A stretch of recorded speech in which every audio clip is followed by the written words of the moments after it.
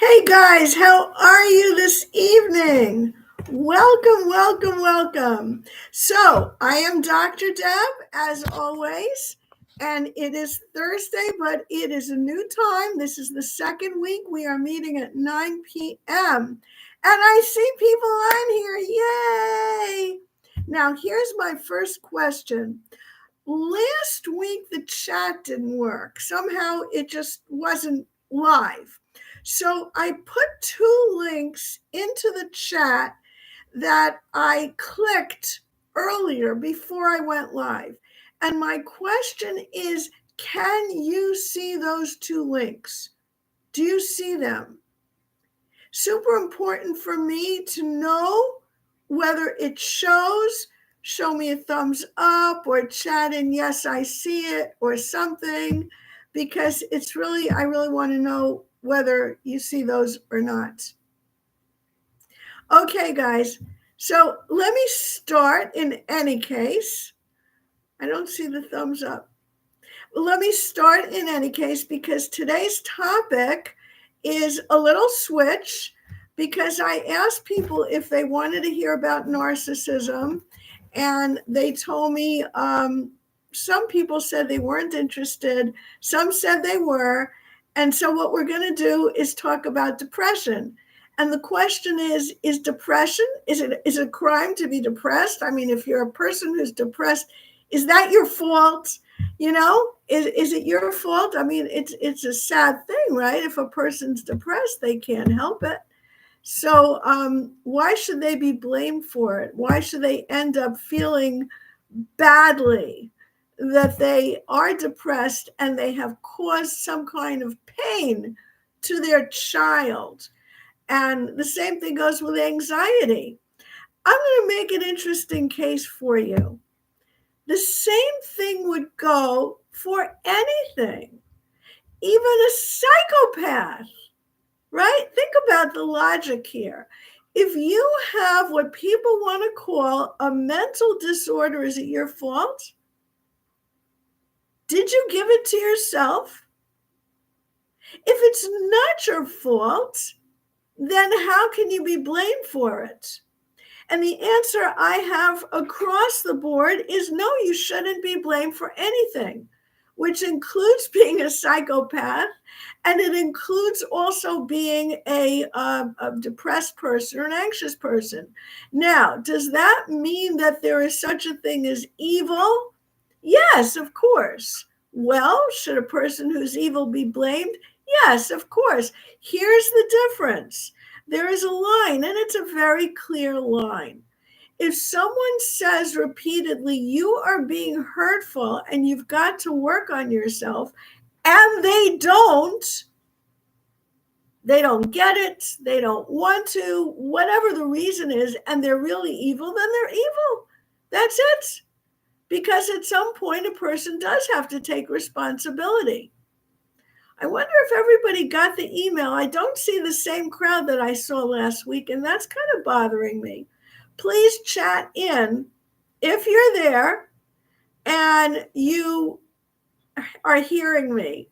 Chat in, I hear you. If you don't hear me, say so, please, because I really need to know that everyone got the email.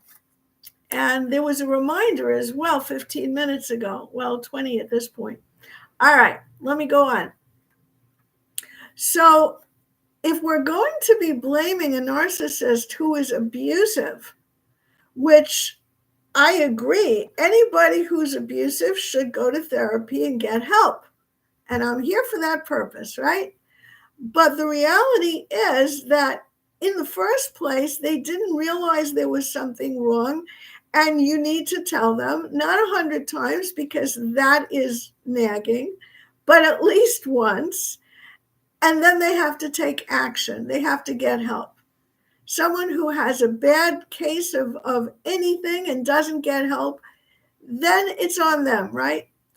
But the point is that anything that we're going to call a mental illness, which I don't like the term at all, I think it's very, very blaming, and I don't like putting words on people that make them different from normal, because it's normal to react to bad situations.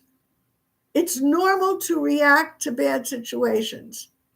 So any person who is going to act in a way, whether it's normal or not, that hurts you, I think you need to understand how that happened.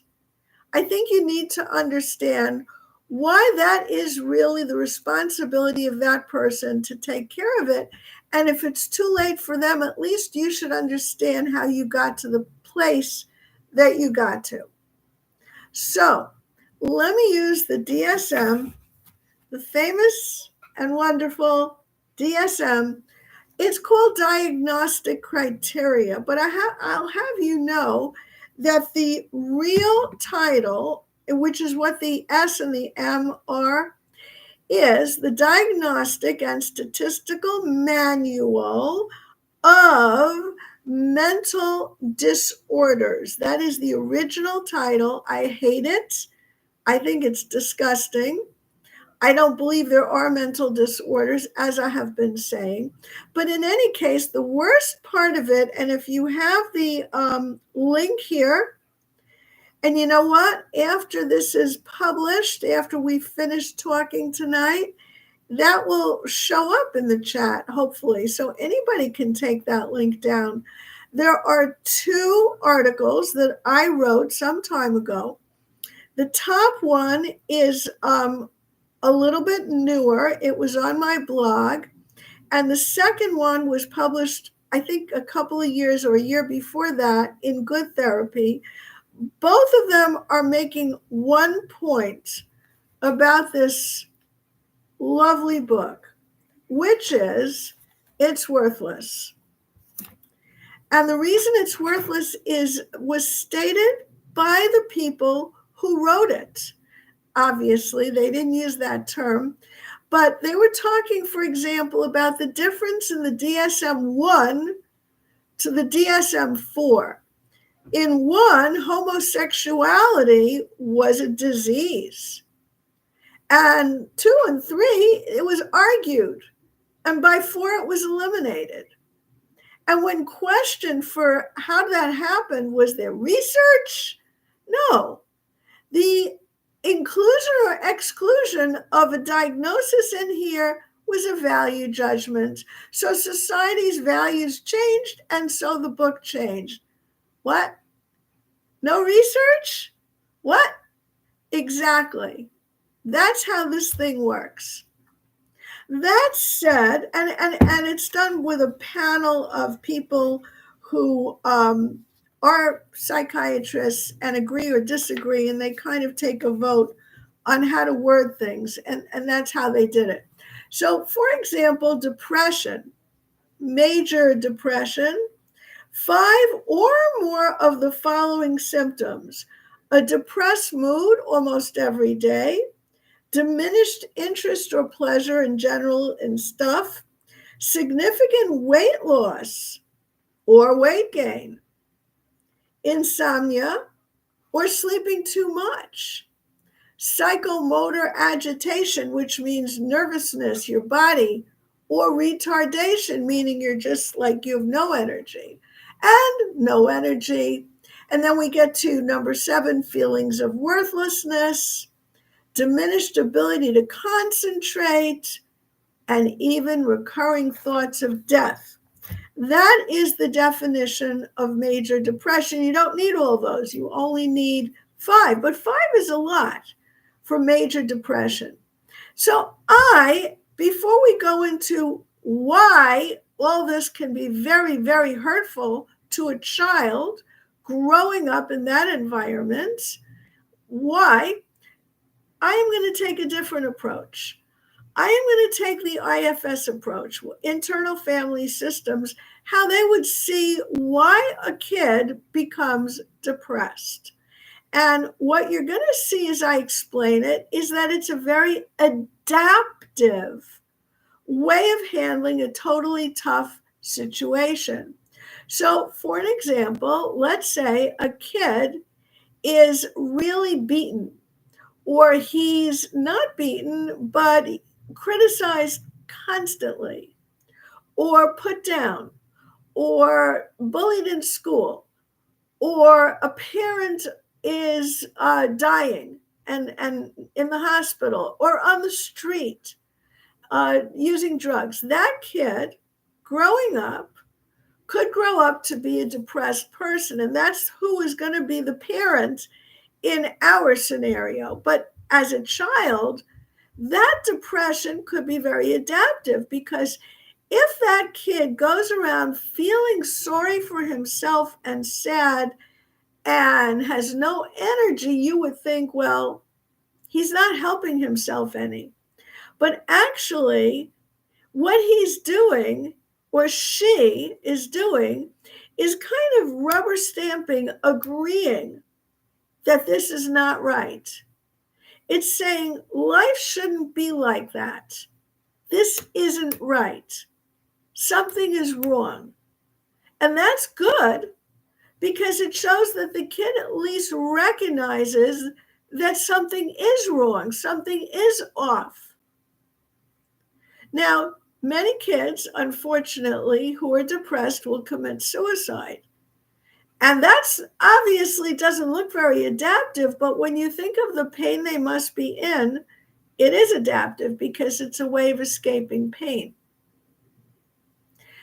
But let's just take a look at the next generation, because that's the topic here. What happens when this depressed person grows up and maybe got out of the depression for some time, gets married, and is now depressed again? Or maybe the depression is much, much larger than it ever was as a child. So we have to look at the effect of this behavior, this way of being, on their children. Their children are going to suffer. So I made an extreme case of my YouTube thumbnail by asking, is it a crime?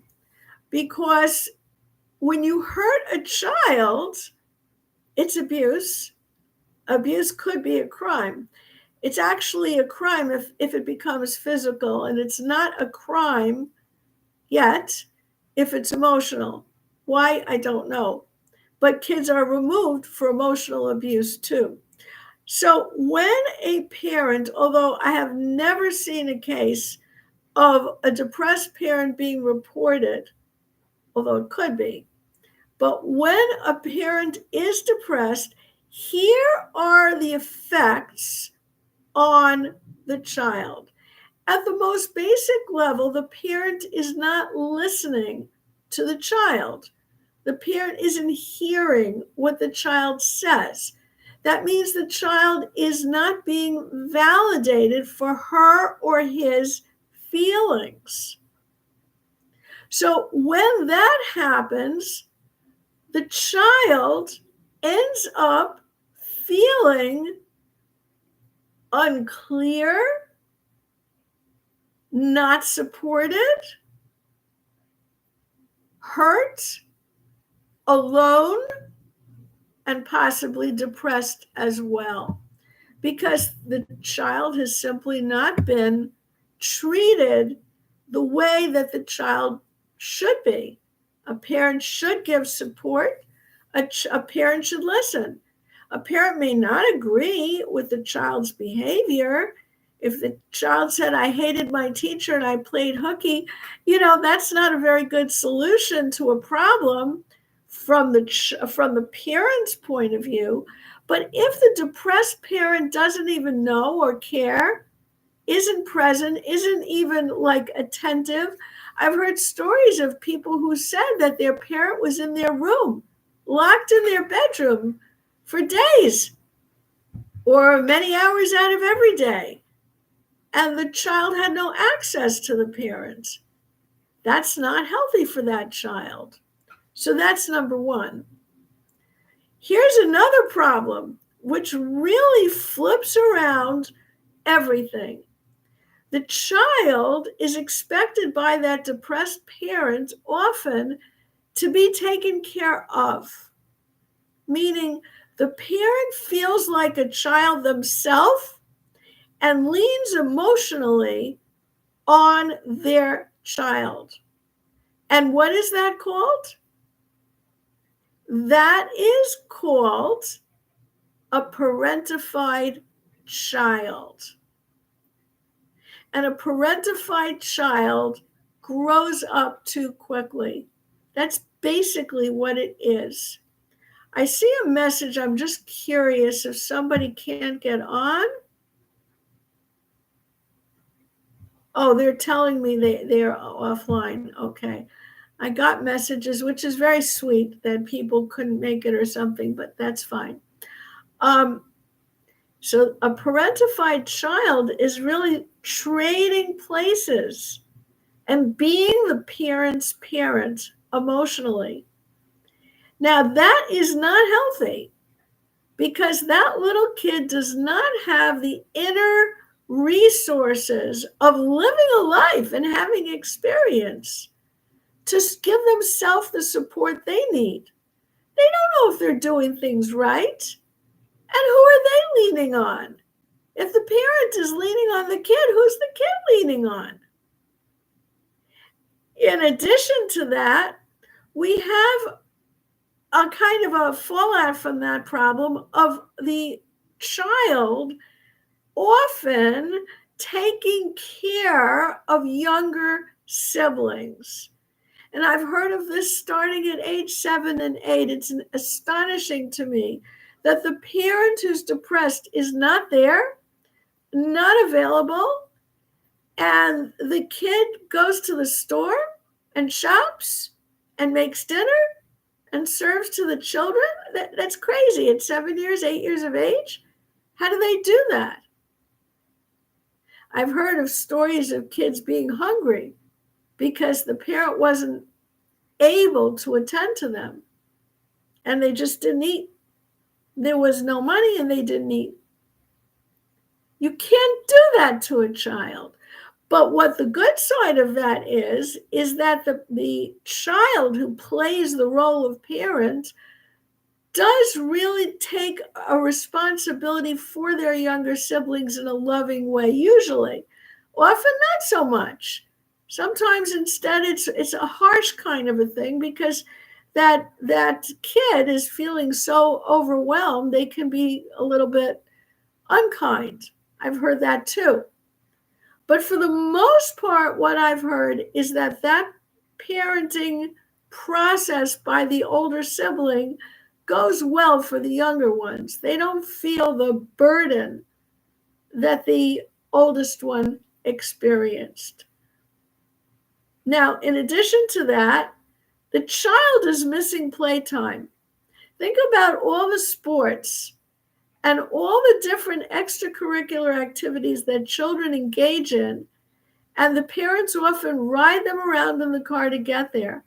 And you have a depressed parent who can't even do that. That's pretty serious. Finally, no, not finally, I got a few more actually.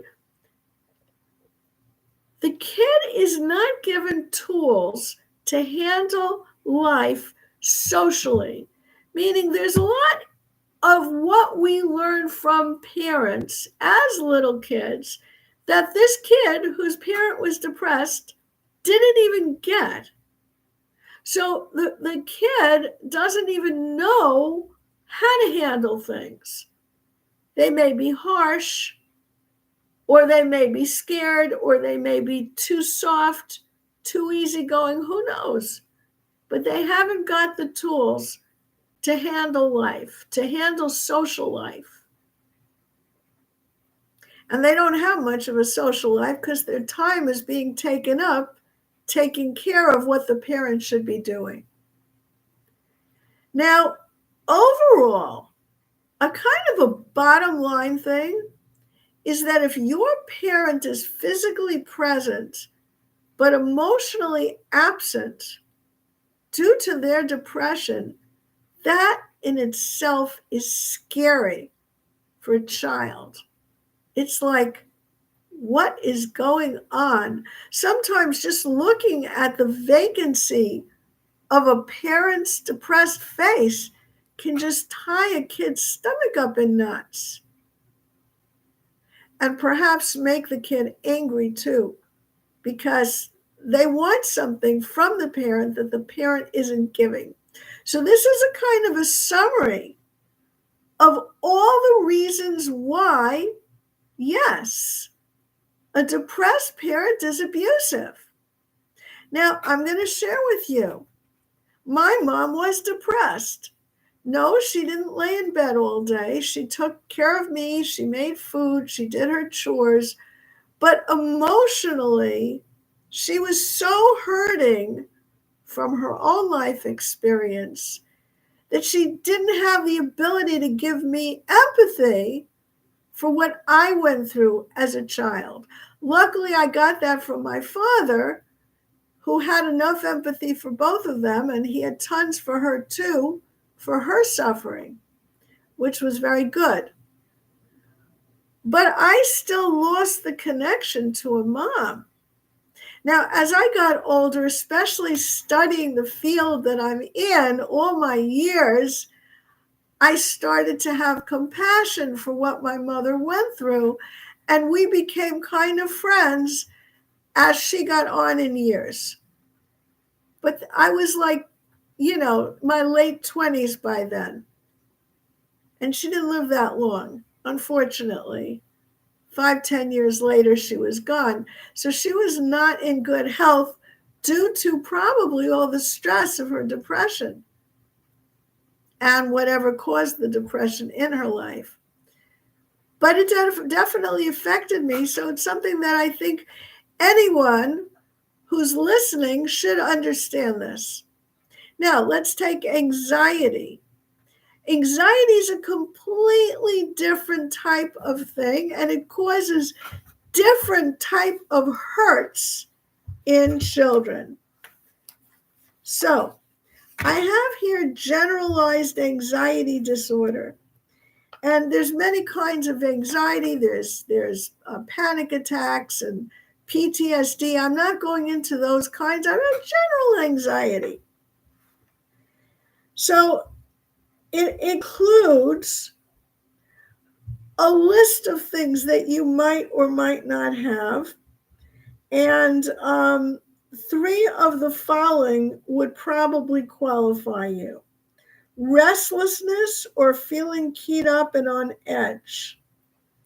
Being easily fatigued. Sure, your mind is so busy with your worries, it exhausts you. You burn calories when you're worrying, believe it or not. Your brain's working out like in the gym. 3, difficulty concentrating or mind going blank. 4, irritability. 5, muscle tension. And 6, sleep disturbance.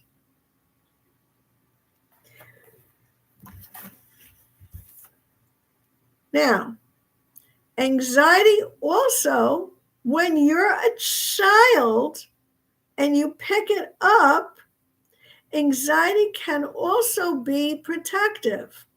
Every single coping mechanism that we learn is meant to help us cope, just like the word says.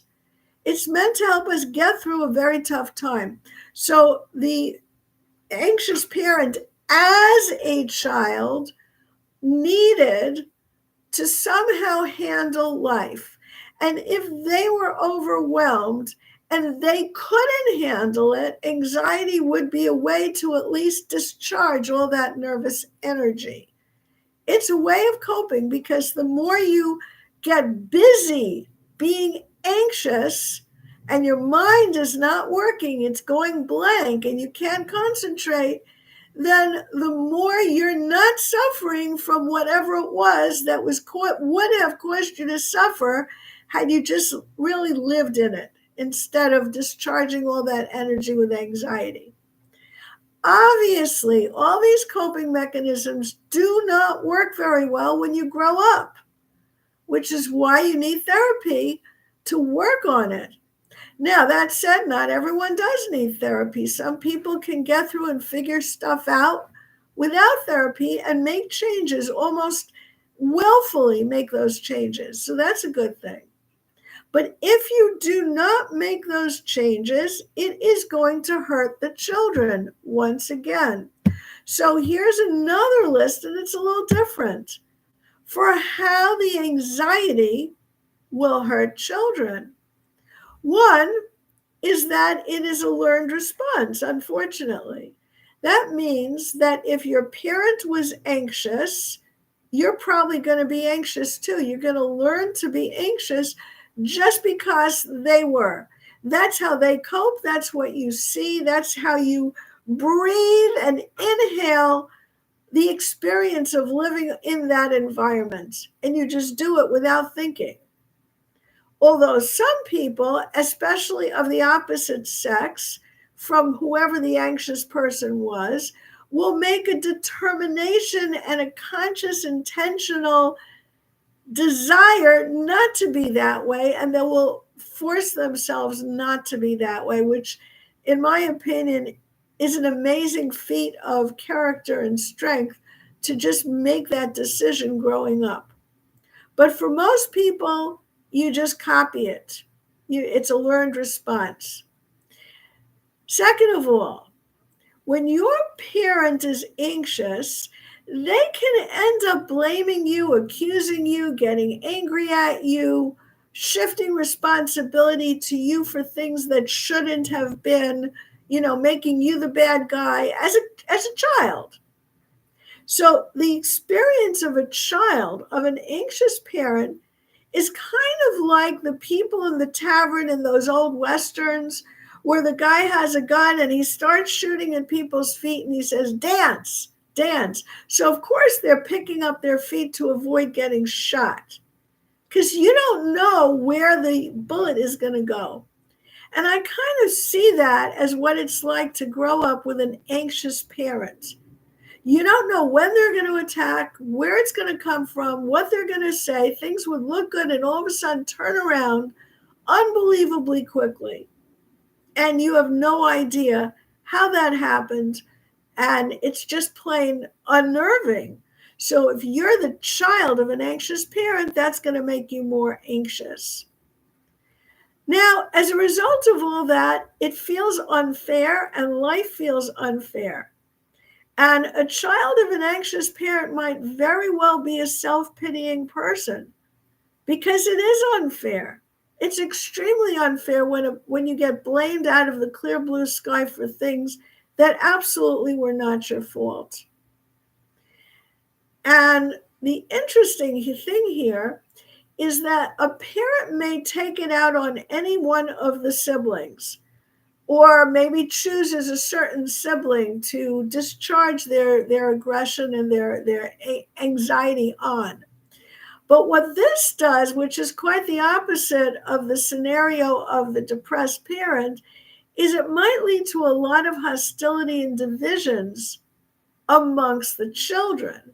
Because now you have all these children who really would rather not be the one that gets picked on, so they'd rather point fingers. So that causes these children to grow up not really getting along, most likely, as opposed to the other scenario where they're blaming, they're taking, the older one especially is taking care of the younger ones. And finally, the child doesn't have time to think themselves. The anxiety is a kind of energy of nervousness that just penetrates into the family, and all you want to do is jump to avoid those bullets. So you're not thinking either. And that perpetuates the anxiety in those children as well as to their children. That's why it could look like it's inherited when it's not. What one needs is to calm down and think, and you don't have the time for that. So I want to wrap up with this point. I am not blaming the anxious or the depressed parent. What I want to do is give a little bit of relief to the child of an anxious or depressed parent or a family member who sees that happening to someone, because that lets you know that it was not some weird thing that happened to you that makes you act the way you are, some internal problem that's wrong with you. No, it came from growing up in that kind of environment. If there are questions, I would love for you to comment below. I would also love for you to join my newsletter. If you haven't, just go to my website, drdeb.com, and fill it out, and you will get a free guided meditation to clearing your own head, so that even if you are the child of such a parent, you don't have to carry that further into your life and into the next generation. And I thank you. Take care now. Have a great evening.